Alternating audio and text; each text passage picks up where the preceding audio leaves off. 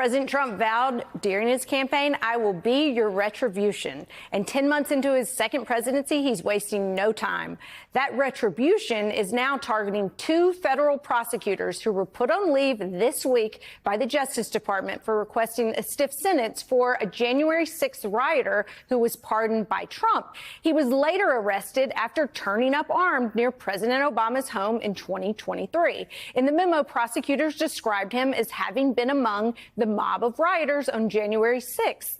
And that didn't seem to sit well with the DOJ, which, after placing them on leave, issued a new memo removing references to January 6th. Joining us now is Jonathan Karl, the chief Washington correspondent for ABC News and author of the new book, Retribution: Donald Trump and the Campaign That Changed America. It's in stores now. So, Jonathan, this is yet another example of Trump weaponizing the DOJ. What's your takeaway from the ongoing retribution campaign? Did you anticipate that it was going to be at this level, this stamina, so constant, and so many different targets? I mean, I called the book Retribution. I decided to call it that the day after Trump won election, because as I was preparing, I knew I was going to write a book about the transition and what was going to come after the election.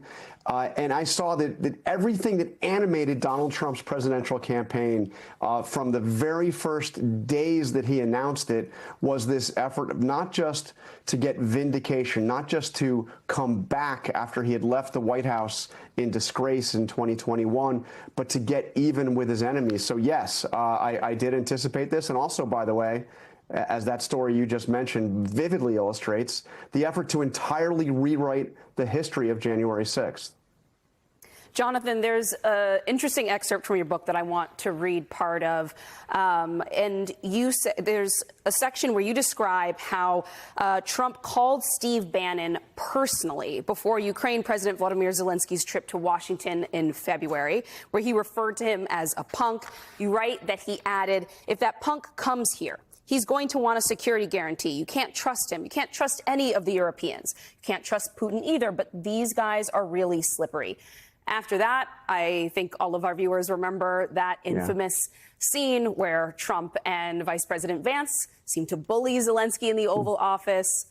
What did you make of that scene with the reporting that you had done leading up to that point and after? How do you look at that now? What did you learn about Trump and foreign policy in that moment?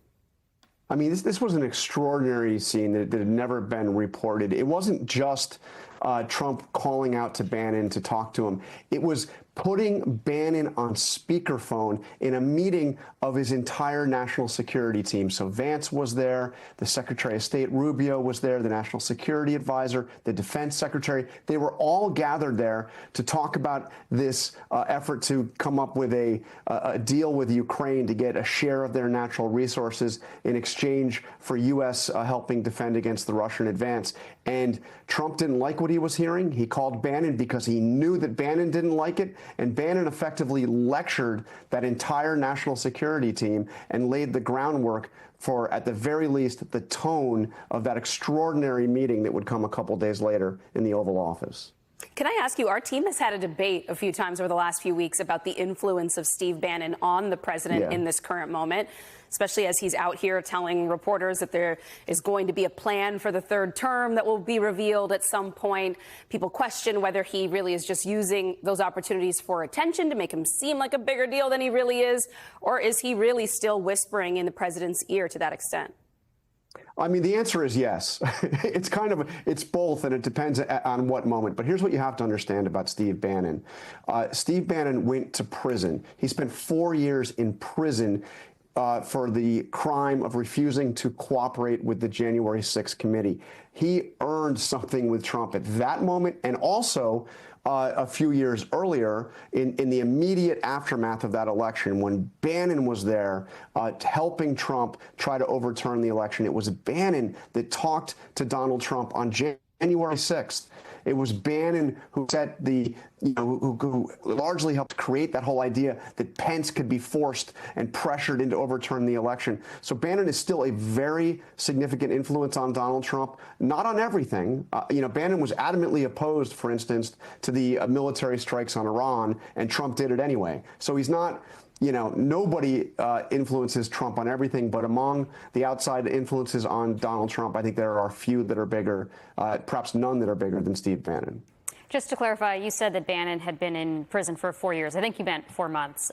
4 months. Yeah. 4 months, yes. 4 months, so sorry. That's all right. Yes. So I wanted to ask you about why Trump is still able to get this kind of loyalty from so many of his aides, given that he has proven time and time again that the loyalty street only runs one way.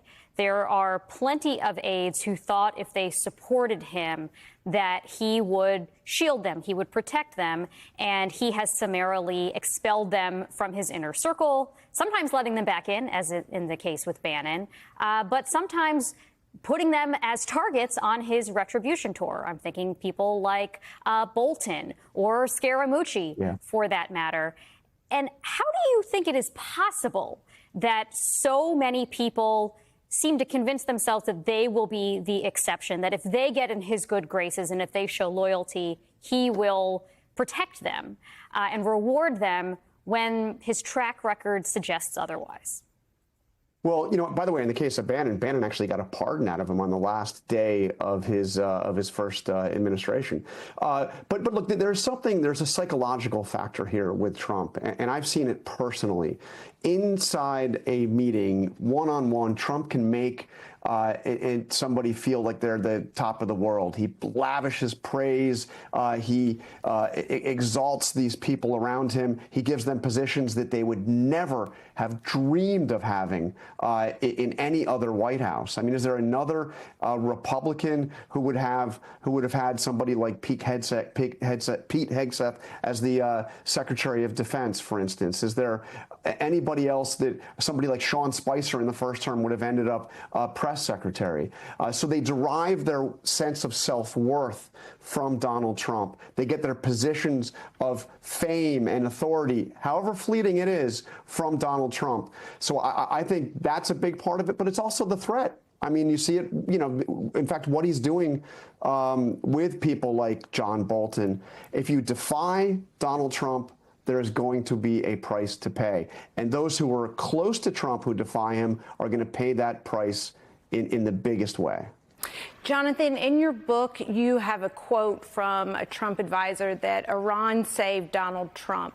And this is in reference to the Butler, Pennsylvania assassination attempt and how his security posture had changed because of so many threats from Iran. Can you talk about what the source told you and also how the death threats from Iran impacted Donald Trump's policy towards Iran?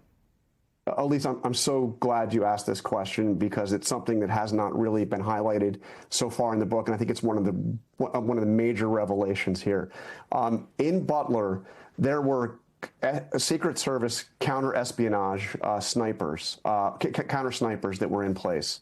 And in fact, when Crooks is up on that roof and he takes the shots at Trump and he kills Comparator, he is then taken out with a single rifle shot from a Secret Service counter sniper. That was the very first time in all of American history where there were Secret Service counter snipers at an event that was not a presidential event, that wasn't with a current president.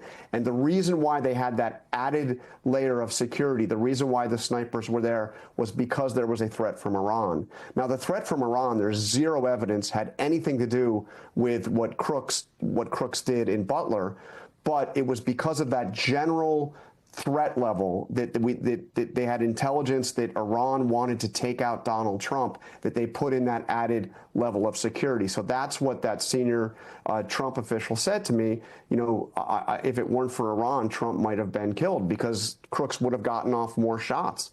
And who knows, he could have gotten off a fatal shot on Trump. In terms of the psychology and Trump's approach to Iran, there's no question that, he knew when he was being briefed time and time again during the course of the campaign that the Iran threat was serious, that Iran wanted to take him out.